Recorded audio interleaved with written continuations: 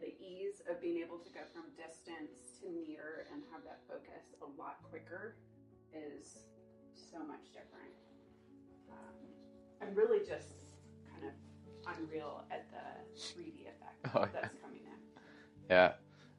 This is probably the first time you're experiencing real depth.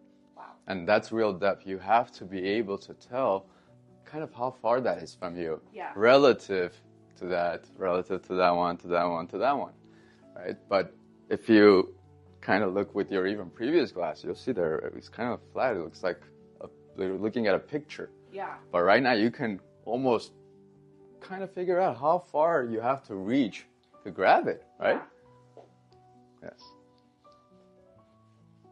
I think you had described it before, someone saying that it feels like you're now in a pop-up. Yeah, oh my God. I feel like I've walked into a room where this is different than the world that I lived in before. Oh. And seeing the different textures in a different way pop out, the seam of the layers that are going on in it, and the ability to kind of feel like I know where things are located. Yeah. And rather than I'll figure it out as I'm walking through it and it'll be okay.